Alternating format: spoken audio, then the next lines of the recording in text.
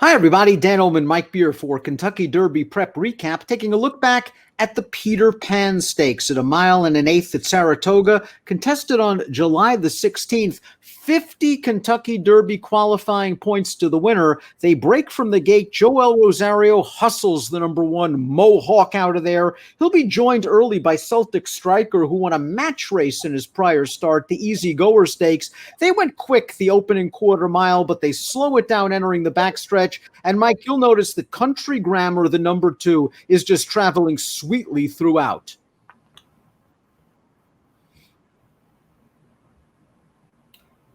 Yeah, he got a great trip and ride in this race from Irad Ortiz. He just saved all the ground around the first inning. You're right, Dan. The first quarter of this race was really quick, and he just saved all the ground and just rode that rail all the way around the track. I guess you could argue at the end of the day, Dan, that he might not have even run the best race in here. I think that's debatable, but either way, this trip really works out for him.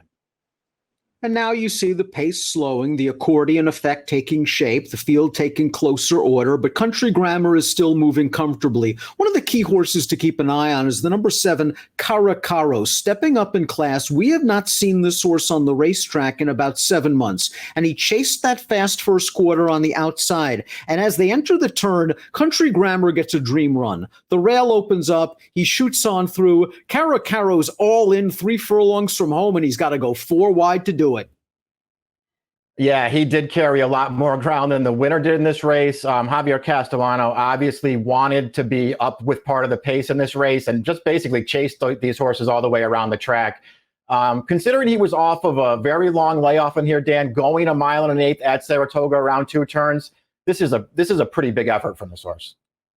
I agree, and it looks like even right here, Caracaro has the momentum, despite the ground loss. He has Country Grammar in a little trouble, but Country Grammar really relishes the 1.125 miles. We saw that early on when we thought this would be a late developing 3-year-old, and his pedigree indicates 1.125 miles is no issue, and he just gets the better of a game. Caracaro to win by a neck. 95 Beyer speed figure for Country Grammar, the grandson of Tappet. He is by Tonalist, winner of the Belmont Stakes, multiple winner of the Jockey Club Gold Cup, winner of the Cigar Mile. And again, with all of the craziness that's gone on in the thoroughbred racing season in 2020, this is one of the horses that benefits from the Derby being in September. He would not have been ready for the first Saturday in May. He's just a late developer.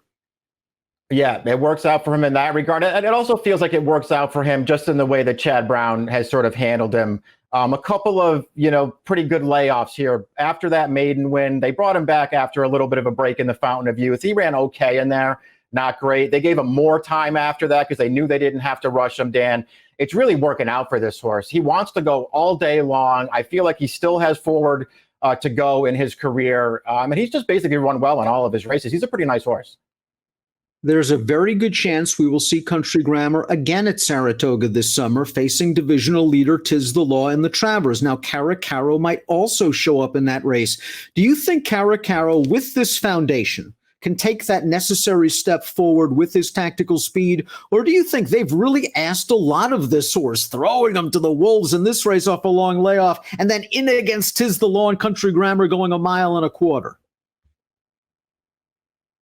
I feel like he's one of the more interesting 3-year-olds out there right now, Dan. I want to see what they do with him. And they ran him twice, sort of late. One start late in his 2-year-old year. He ran a 92 Beyer on January 11th. This horse has a lot of ability. He ran really, really well in this Peter Pan, and he deserves a shot, I think, to go on and run in some bigger races throughout the summer. The favorite in this race, Mystic Guide, sort of clunked up for third. He was well back in the early portion of the race. He made up some late ground. He really never threatened the top two. Do you see a forward move coming from Mystic Guide, or right now do you believe this is his ceiling? I don't really know what to do with him, Dan. He's got a really nice pedigree. He's run some good races. I feel like this is the kind of race, the Peter Pan, where you could look at it one of two ways, because he really was running at the end of the race and making up a lot of ground. I guess you could take that as a positive. I kind of took it more as a negative, and we'll just see how it all plays out. I don't know how this horse, he showed 0 speed in this race. He basically wound up last early in here, never made any kind of a move around the turn. And yeah, he was running at the end. I kind of feel like he was running when the race was already over. Candy Tycoon took some money in this race and he stumbled a bit at the start, and maybe that just cost him all chance because he was basically last along with Mystic Guide down the back stretch. There wasn't a ton of pace once they slowed it up, and maybe you could give him a little bit of a mulligan. I would have preferred to have seen a stronger stretch finish. Yeah, I just don't know how good this horse is. So, listen, if you go watch the head-on replay of this race, he really did stumble very awkwardly at the start. It was not a good break for him, but he didn't do anything after that. And it's not like his prior races make him, some kind of horse you want to follow down the line. And one of the disappointments in the race is Modernist, who finished sort of an even fifth. This is a horse that did some good things earlier in the year. It just doesn't seem like he has taken the necessary steps forward that a horse like Country Grammar has taken over the last few months. Yeah, and he was a horse who needed to do that too. Even though he ran some nice races early on, he was slow, even coming out of the graded stakes races over the winter, and he just hasn't gotten any faster.